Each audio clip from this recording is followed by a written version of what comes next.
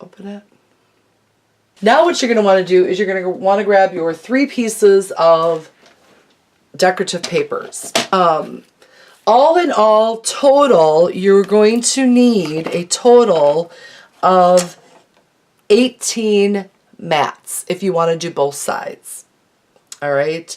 So, and what you do is you cut them all square initially, and then we make the diagonal cuts later. So, I will usually, first of all, I'm going to cut this edge off here, and I'll just show you the first paper on how I cut it. So this is a 12 by 12 piece of cardstock. And again, the measurements, you want to be pretty precise. You know, you do want your paper in there even so that you have that perfect square. And don't throw these out, you guys. You can make paper beads out of these strips. I'll show you that some other time. You're going to want 18 mats. So since I'm using 3 pieces of paper, I'm going to want 6 mats of each paper. And the mats should be cut at 3 3/4 by 3 3/4.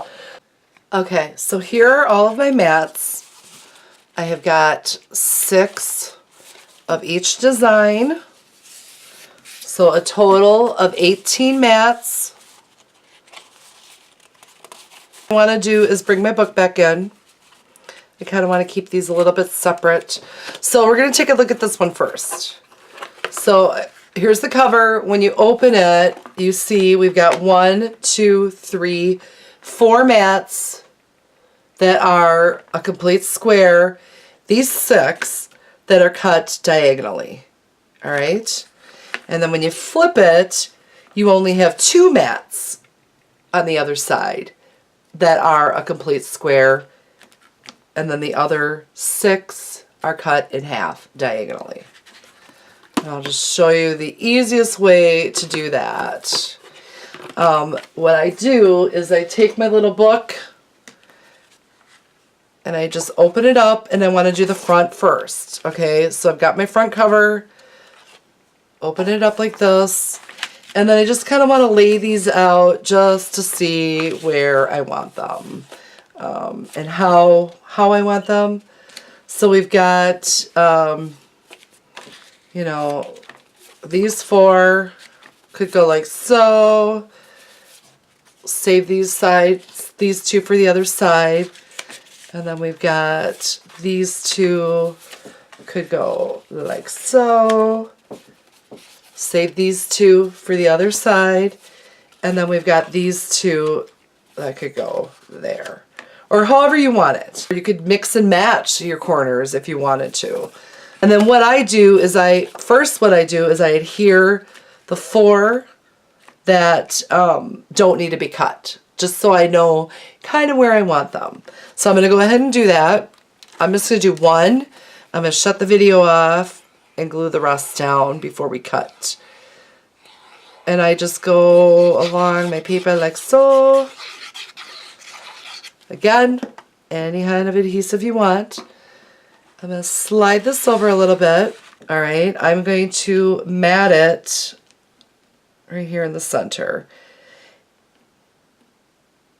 And that gives me, you know, about a 1/16 of an inch all the way around like a border.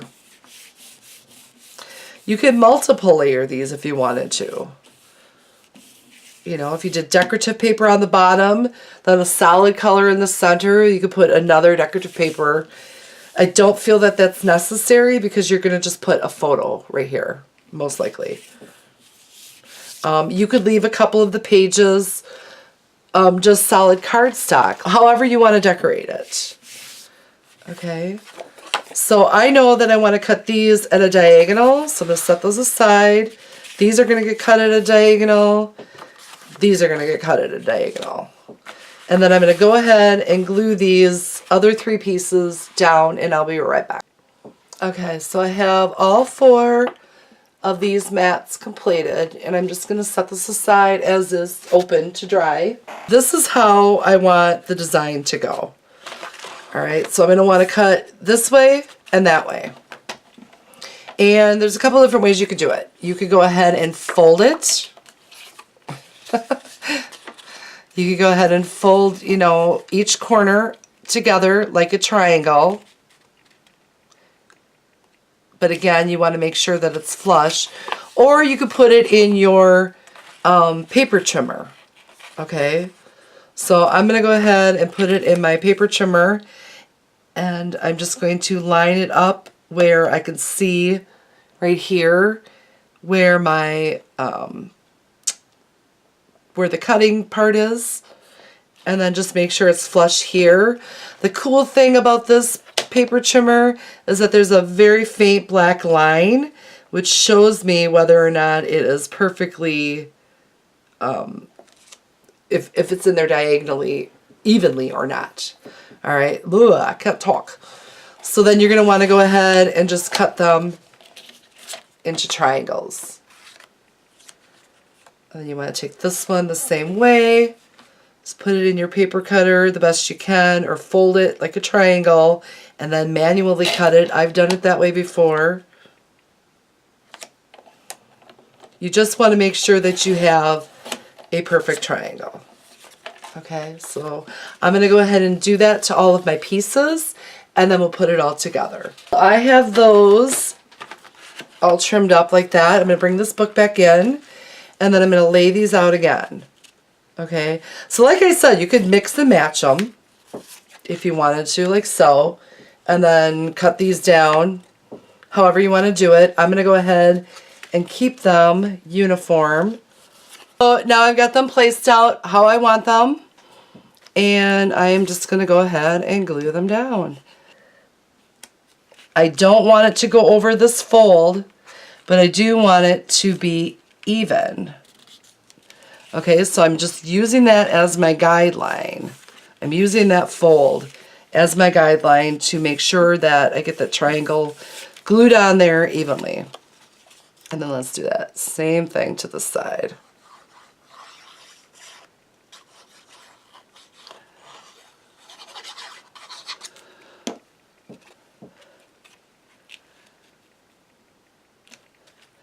Again, I want to line it up close to the fold, but not on the... Okay. I keep running out of memory. So you just want to make sure that all your mats, you know, are just pretty even looking, basically. I mean, you guys could probably pretty much take it from here. The main thing that I wanted to show you was, first of all, to give you the measurements and show you how to, you know, do the folding. I'm going to go ahead and finish this up, and then I will come back and talk to you. But like I said, if you guys have any questions at all, if you have my email, go ahead and email me. If you know, or leave a little comment or private message me somehow. But I will have as many details in the description box as I possibly can. The folding part is the trickiest, but trust me, once you get it, you get it. It's okay. Real quick, some of you might wonder, why don't you just mat it instead of cutting it and just fold it? Well, you guys can go ahead and try that if you want, but from experience, it doesn't work. It just looks all wonky. So that is why I am cutting them before I mat them down. It just doesn't seem to fold the greatest when you do it that way. I have tried it, and you know, I recommend cutting the mats diagonally versus gluing them down and then folding it to try to make it work flat. I just wanted to kind of throw that in there. But by all means, go ahead and give it a shot. But I think you'll come to find out that you really do need that space. You need that border around the triangle mats for folding purposes. So I went ahead and I finished the mats. So then when you open it up, this is so cute, you guys. Open. Close. All right, so now we're going to go ahead And we're going to do the other side. So when you want to glue this down, you could go ahead and glue it down like so, but what I like to do is I just fold this one over, and it just makes it easier for me to mat it, okay? So that's just basically kind of all I wanted to tell you. Luckily, this decorative paper is that such that, you know, it's not, it could be, you know, it can go any way, pretty much.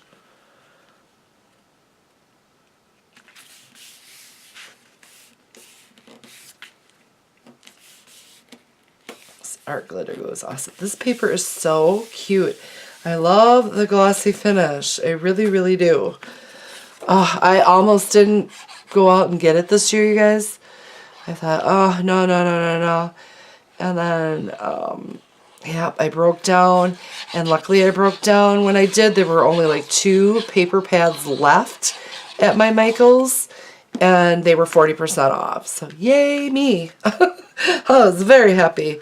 So again, I'm just going to kind of fold this one under while I mat this, just to kind of keep the ribbon away, or out of the way.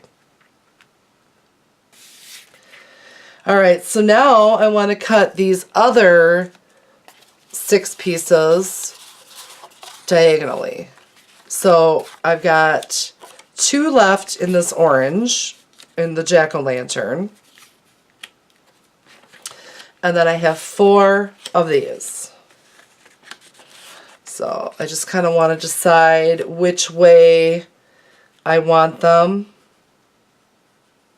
And then I'm going to go ahead and cut. I only got about 19 minutes left on my camera before I have to charge it. So let's see if we can go ahead and whip these up. So I've got my 4 pieces here that I want to go in the center. I'm going to go ahead and do those first. Try to be quick about it.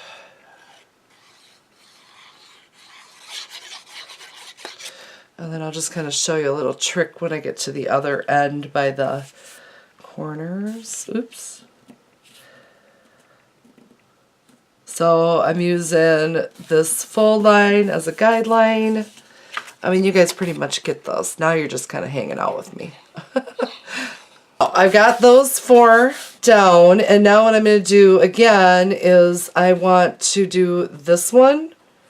So I'm going to fold the cover under, and then I'm going to work on these 2 right here. I like that cover out of the way so that I can make sure I get the mats on there evenly, and then also it helps to keep that ribbon out of the way.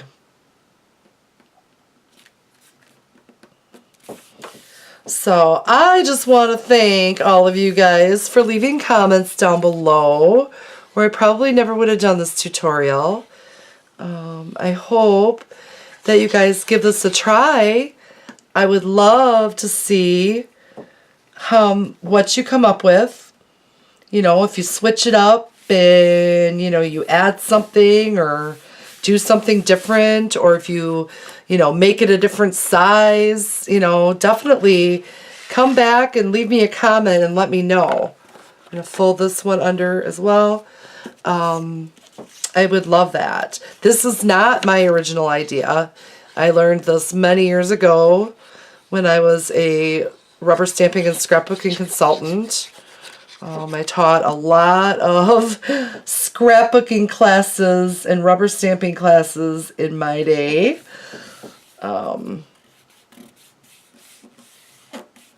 So I kind of got out of it for quite a long time while my kids were growing up. For about 10 years, all of my supplies were boxed up and stored in the basement with no inspiration whatsoever. So I'm really happy that I got my inspiration back. And what's really bizarre, you guys, is that the products that I had lasted all those years. So, for example, I had a lot of Tombow markers, the dual tip Tombow brush pens like this. And I want to say when I went through them and they sat down in my basement for 10, 15 years, I want to say that I maybe only lost 5% of them. The rest still had enough ink that one or the other side still worked. So, like, it has a brush tip and then it has the pen. I was, while my kids were growing up, I was very picky and did not let them touch my good markers. But look at how nice and bright that is. And I'm not kidding you. I mean, this marker has to be 15 years old, at least. At least. I was telling my son that, and he was so shocked. He couldn't even believe it. Now, I'm thinking part of it could be that, the basement is a little bit cooler and damper. So I was super happy about that. Now, I didn't keep my photos or my scrapbooks or anything down there. Those were kept, in page protectors and in an upstairs closet. But the ink held up on those pretty good. This was just in a shoebox. And this is, that is close to my heart ink. That's just a regular dye-based ink pad.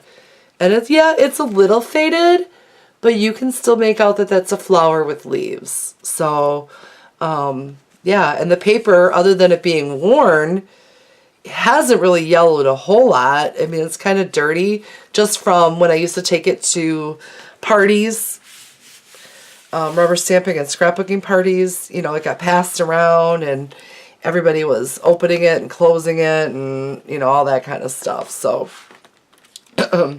it did get worn a little bit because of that. But otherwise, I'm thinking it held up pretty good. So there is something to be said about the archival inks and papers and adhesives that we use when we scrapbook. So just keep that in mind whenever you're making something creative. Oops, I'm going to flip that this way. Wait, what am I doing? Whenever you're making something like that, just kind of keep that in the back of your mind that it is worth it to buy products that are archival safe, because that's proven right there. Obviously the junk journals that we do now, for those, I don't think they're going to last till the end of time, but I'm hoping that my scrapbooks, because everything's in page protectors, that those photos are going to last for my grandkids and great-grandkids to be able to see. All right, so we got that done. Here we go. We're going to go ahead and we're going to turn it over. So this is our front, the inside. And then you flip it, and that's the back. You have tons of room for photos. It's so cute. Okay, so this is my front, and I'm just going to take it, squash it together. Oops. All right. You want your mountains to fold in, your valley to fold down, and your mountains to fold in. So there you go. And then you just tie it, each corner, like so. And a little bow.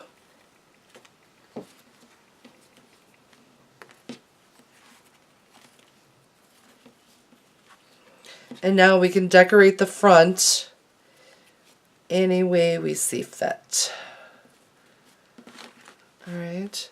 So when you fold it this way, it is a little bit looser. I also purposely left it loose because I didn't think the adhesive was dry yet. Where when you have it where the ribbons are on the sides, it does stay closed a little bit better. So I am just going to trim off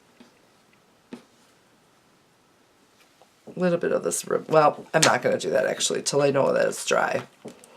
So we're going to untie this. We're going to open it back up. So cute, right you guys? Isn't that adorable? I just love it. So then you're going to want your photos. Your photos you can cut then at like 3.5 by 3.5. That would be a good size. Or if you wanted more of a border, you could do 3 by 3 inch squares. But I am really excited to see if any of you guys make these. And if you alter them in any way, add anything, make them bigger, make them smaller, definitely let me know. Sky's the limit. I would love to see what you do. Should we go ahead and decorate this? I'm not sure. It looks like I've got about 11 minutes on my camera and it's going to die. So I think I will decorate this offline.